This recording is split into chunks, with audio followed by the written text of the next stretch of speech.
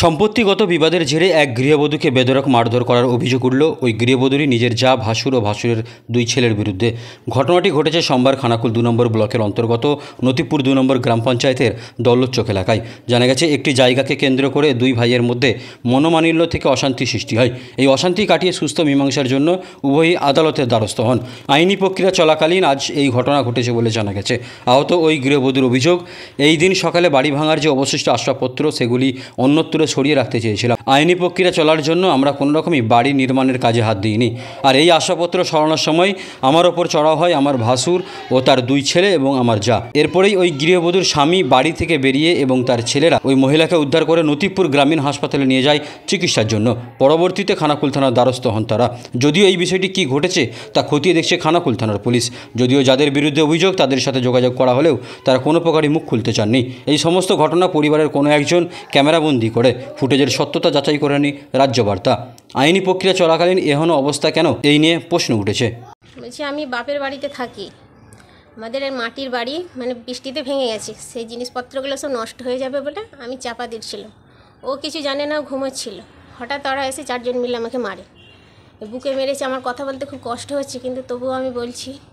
কেন মারধর করলো? কেন মারধর করছে? ওরা মনে করছে যে কিছু বাড়ি টাড়ি করবে নাকি। আমরা তো কিছু করছি না, আমরা এগুলো জিনিসপত্রগুলো নষ্ট হয়ে যাচ্ছে বলে ওই জন্য আমরা চাপা দিয়ে রাখছি। যারা মারধর করছে কে হয় এখন?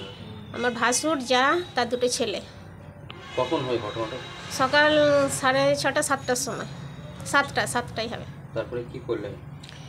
ওরা মারলো যখন আমার স্বামী, তখন উঠে গিয়ে ছেলে আমার স্বামী আমাকে নিয়ে চলে আসলো। গিয়ে আমরা হসপিটাল গেলাম, ওইখানে মেডিসিন চেক আপ করলো, করে ওরা ওষুধ ইঞ্জেকশনের সব দিল। কোন হসপিটালে গেছিল? নতিপুর হসপিটাল। এখন কোথায় এসেছে? এখন আমরা থানায় এসেছি। কি চাইছেন আপনারা? আমরা চাইছি যে ওনাদের ভালোভাবে শাস্তি দেওয়া হোক।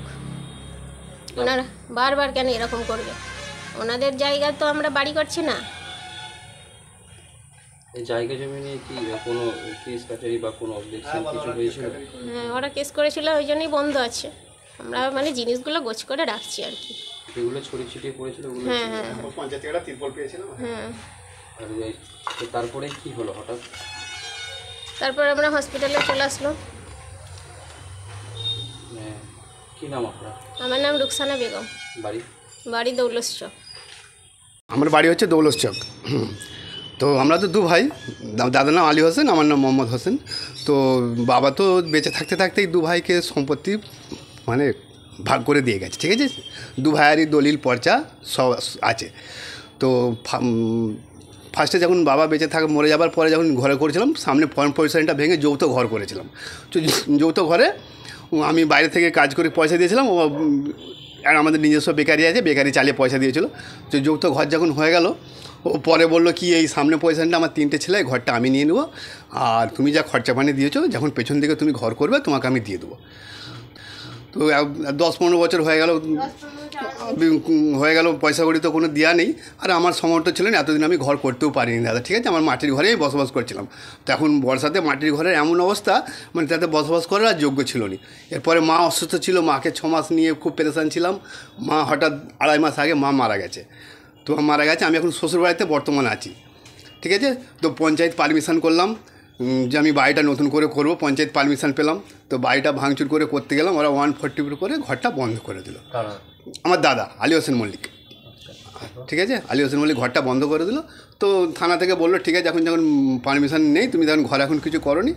তো ঘর তো ভাঙচুরের ওই কিছু অংশ তো জানলা দরজা ফ্রেমগুলো পঞ্চায়েত থেকে বলে একটা তিরপল নিয়ে আমার ওয়াইফ সকালবেলায় ওগুলোকে গোছগাছ করে চাপা দিয়ে বলে গেছিলো। আমি বাড়িতে ছিলাম, কিন্তু আমার ওয়াইফকে ওই মানে আমার দাদার 2 ছেলে বৌদি সবাই মিলে ফেলে শাড়ি টাড়ি পিঠে মাথায় সব মেরে করেছে। আমি ওয়াইফকে সাথে করে নটুর হাসপাতালে নিয়ে গেলাম।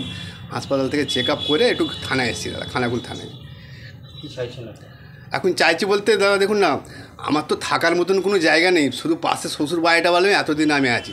তো আমাকে তো কোনো রকম 2 ছেলে নিয়ে থাকতে হবে। তো বাধা দিচ্ছে কেন বারবার? বাধা দেওয়ার কারণ কি, ওদের সমস্যা অনেক, সমস্যা ওদের অনেক বলতে ওরা চাইছে যে ওখানকার ভিটেটা ওরা ছেড়ে দিয়ে চলে যাক। আমার 3টে ছেলে, আমি ওখানে ভালো করে বসবাস করব। আমাদের বেকারি আছে, বেকারি 40 বছর ধরে বেকারি একলা নিয়ে চালাচ্ছে, ঠিক আছে। তার পরিবর্তে মা আমাকে রানীহাটিতে একটুখানি জায়গা ছিল সেটা দিয়েছে। এদিকে আপনার দাদা করেছে? দাদা করেছেন।